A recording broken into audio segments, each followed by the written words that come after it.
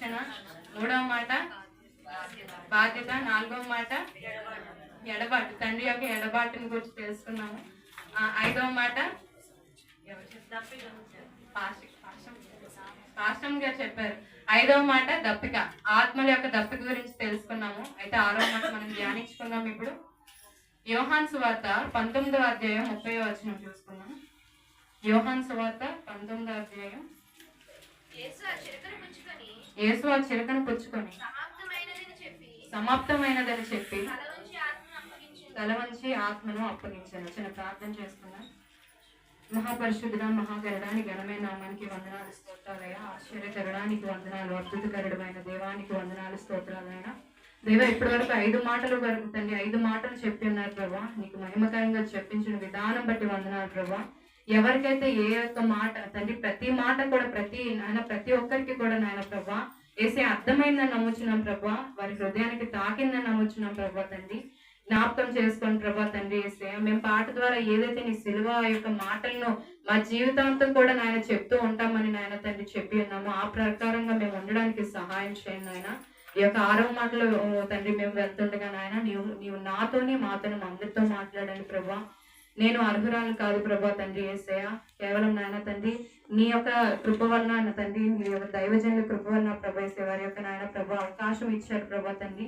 నాయన ఇక్కడ ఉన్న ప్రతి ఒక్క బిడ్డను కూడా నీకు మహిమకరంగా వాడుకుంటున్న విధానం బట్టి వందనాలు ప్రభా యేసయ్య. నీవే సహాయం చేసిన ఆయన ప్రభా నీ ఆత్మతో నడిపించమని యేసు పరిశుద్ధ నామములో వేడుకుంటున్నాను తండ్రి. సరే చదవనా? యేసు ఆ చిరక పుచ్చుకొని సమాప్తమైనదని చెప్పి తల వంచి ఆత్మను అప్పగించాడు. సమాప్తమైనది అంటే మనకు అర్థమయ్యే పదం. సమాప్తమైనది అంటే ఏంటి?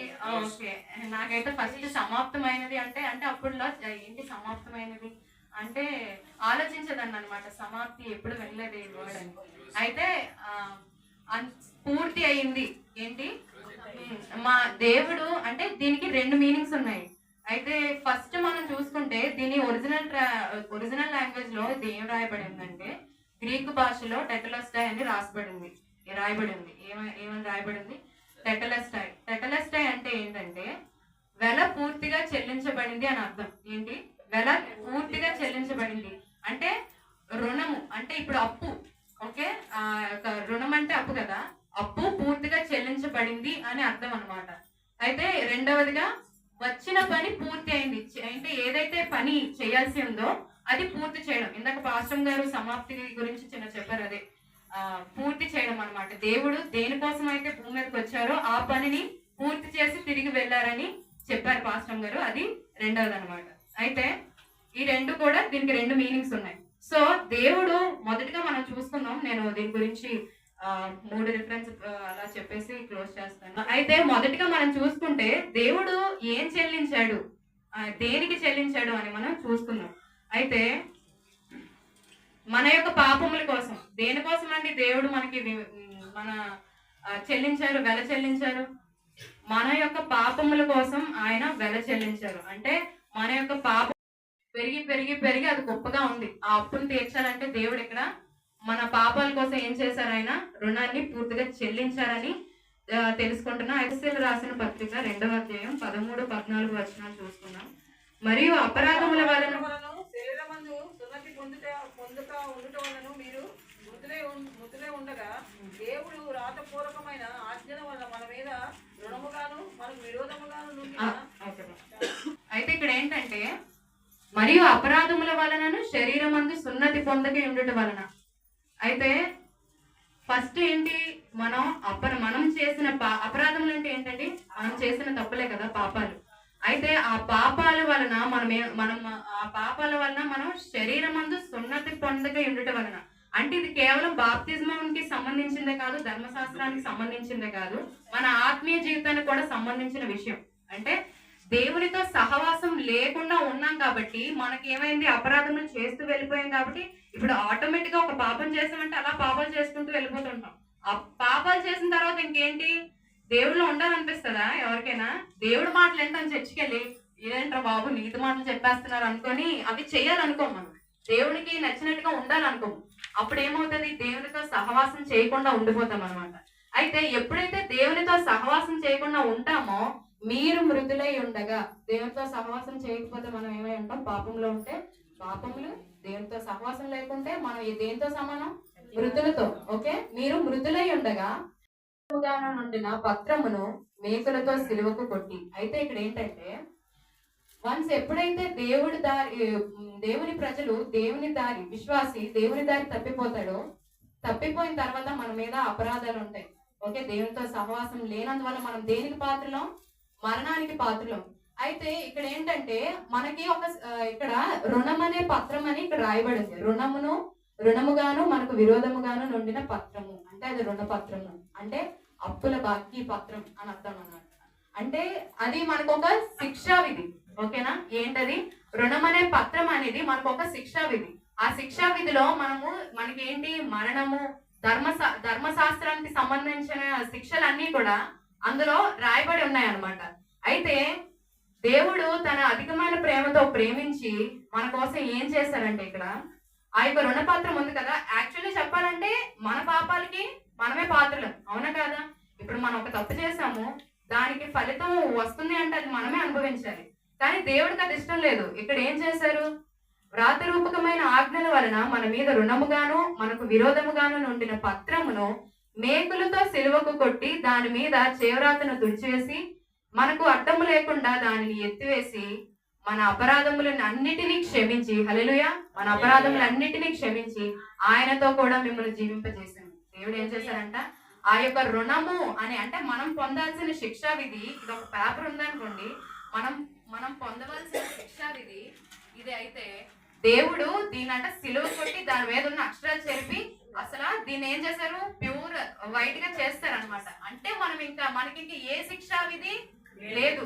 దానికోసం ఒక వచనం ఉంటది కదా బైబిల్లో, ఇంకా క్రీస్తునందు మనకి ఏ శిక్షా విధి లేదు అని. అంటే దేవుడు మనల్ని ఆ పాపముల నుండి మనం పొందాల్సిన శిక్ష నుండి దాన్ని విడుదల చేసి దేవుడు ఏం చేశారు? ఆ రుణాన్ని తీర్చేశారు. రూపాయి కూడా బాకీ లేదు ఇంకా. అయితే ఇక్కడ మనకి ఏం లభించింది? ఆయనతో పాటు నిత్య జీవము లభించింది. హల్లెలూయా. మొదటిగా ఇది దేవుడు ఈ విధంగా దేవుడు మన కోసం వెల చెల్లించడం జరిగిందనమాట. రెండవదిగా ఇంకొక మాట చూసుకుందాము. రెండవదిగా ఈ సమాప్తమైనది అనే పదం పలికినందుకు రెండవ కారణం ఏంటంటే, ఆయన మనల్ని విమోచించారు. ఏం చేశారండి? మొదటిగా అయితే ఆయన ఏం చేశారు? మన పాపముల యొక్క రుణాన్ని, అంటే మనం తీర్చవలసిన బాకీని ఆయనే మొత్తం తీర్చేశారు. రెండవదిగా విమోచన దయచేశారండి. హల్లెలూయా. విమోచన. అయితే ఎఫెసీయులకు రాసిన పత్రిక 1వ అధ్యాయం 7వ వచనం చూస్తుంది. దేవుని కృపా మహిమైశ్వర్యమును బట్టి ఆ ప్రియుని యందు ఆయన రక్తము వల్ల మనకు విమోచనము, అనగా మన అపరాధములకు క్షమాపణ మనకు కలిగి ఉన్నది. హల్లెలూయా. ఇప్పుడు దేవుడు మనకి ఏం చేశారు? మన రుణాన్ని తీర్చేశారంటే మనకి ఏం లభించినట్టు? విమోచన. విమోచన అంటే దానికి చాలా, అంటే దానికి పర్యాయ పదాలు. విమోచన అంటే విడుదల. ఓకే, విడుదల, స్వాతంత్రము, స్వేచ్ఛ. దేవుడు స్వాతంత్రాన్ని ఇచ్చారు, స్వేచ్ఛనిచ్చారు. సో ఈ విమోచనకి పర్యాయ పదాలు అనమాట. దేవుడు మనకి ఇంకా దేనికి భయపడాల్సిన అవసరం లేదు. మనం దేనికి ఇప్పుడు ముందుగా ఒకవేళ దేవుడు కనుక బలి అయి ఉండకపోతే మన పాపాలకు మనమే అర్హులం అంటే ఇంకా మనకి అక్కడ నిరీక్షణ లేదు. అంటే మనం ఒకవేళ భూమి మీద బతికుండి దేవుడిని నమ్మినా, మంచి కార్యాలు చేసినా, ధర్మ కార్యాలు చేసినా, మనం ఎంత ప్రయాసపడి ప్రభు కోసం పరిగెట్టినా, దేవుడు కనుక ఒకవేళ శిలువ మీద మరణించకపోయి ఉంటే మనం అసలు ఎంత ప్రయాసపడినా సరే మనం ఎక్కడికి వెళ్ళాలి? నిత్య నరకానికి వెళ్ళాలి. సో అలా అనమాట.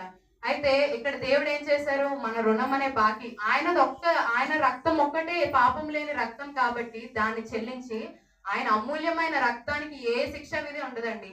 సో దేవుడు మనకి ఇక్కడ ఏం చేశారు? ఆ యొక్క వెల చెల్లించి ఇక్కడ.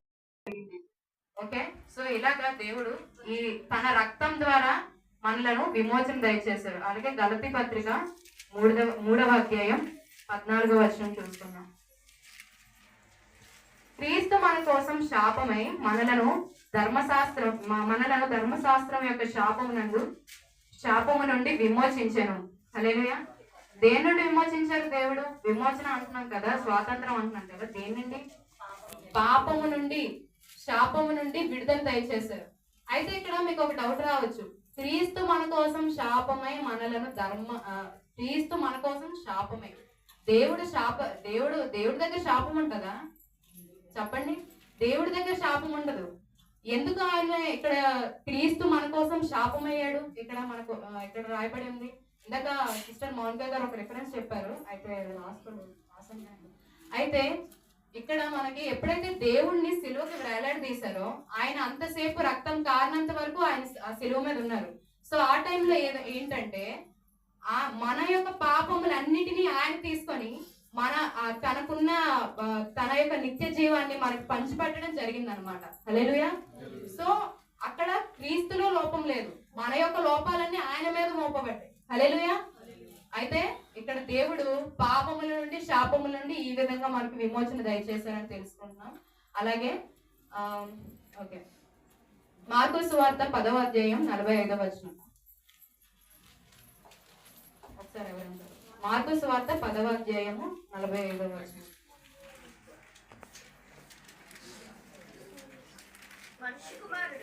మనుష్య కుమారుడు పరిచారము చేయించు అనేకులుగా ప్రతిగా విమోచన క్రయధనముగా తన ప్రాణం ఇచ్చటకు వచ్చును. విమోచన క్రయధనము ఏంటండి?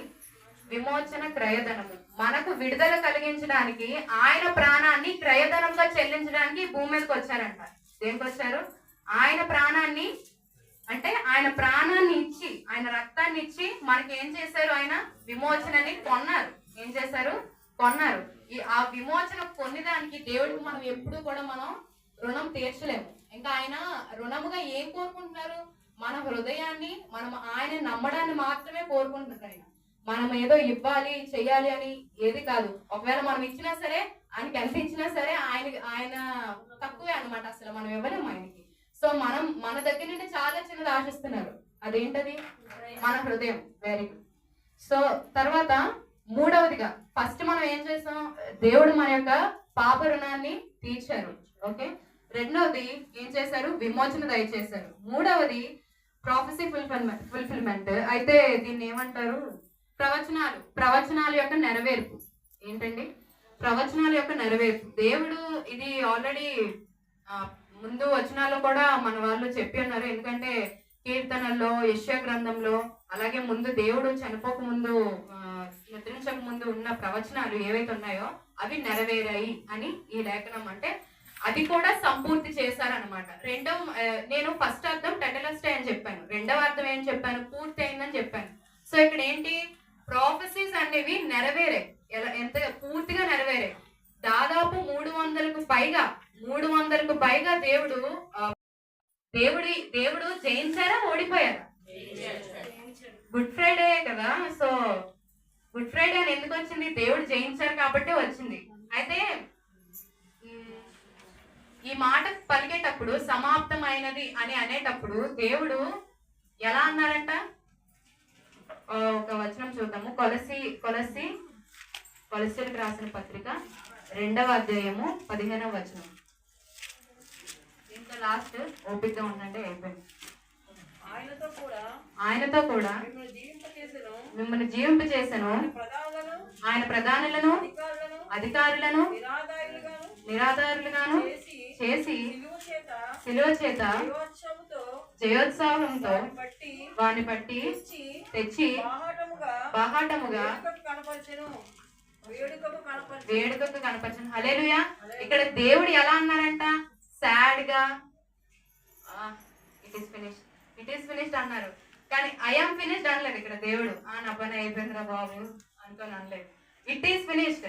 ఆయన ఏ పని నిమిత్తమై భూమి మీదకి వచ్చారో ఆ పని సంపూర్ణంగా అయిందని దేవుడు ఆ శిలువ మీద గట్టిగా చెప్పారు. ఆయనకి బలం లేదప్పుడు. ఆయనకి శారీరకంగా బలహీనంగా ఉండొచ్చు, వాయిస్ పరంగా బలహీనంగా ఉండొచ్చు, ఏడ్చారు, కన్నీళ్ళు కార్చారు. అయినా సరే ఆయన ఒక్కసారి ఆ యొక్క పనంతా, ఆయన ఇప్పటి వరకు ఆయన ఎన్ని పనులైతే బ్యాలెన్స్ గా ఉండిపోయి అవన్నీ కూడా ఏవైతే తీర్చారో అవన్నీ అయిపోయిన తర్వాత ఆయన ఇది ఒక గొప్ప, అంటే ఇప్పుడు ఈ పోరాడారు అంటే యుద్ధానికి వెళ్ళారు సైనికులు. అక్కడ వాళ్ళకి దెబ్బ తగులుతాయి, వాళ్ళు అనేక చెప్పుకోలేని బాధలు, అంటే ఎక్కడెక్కడ తగులుతూ ఉంటాయి, ఖడ్గాలు చాలా దెబ్బలు తగులుతూ ఉంటాయి. అయినా సరే ఒక వన్స్ యుద్ధం గెలిచిన తర్వాత ఈవెన్ ఒకరికి కాలు తెగిపోయినా చెయ్యి తెగిపోయినా వారు దానికోసం బాధపడరు. ఆ యొక్క యుద్ధాన్ని గెలిచాము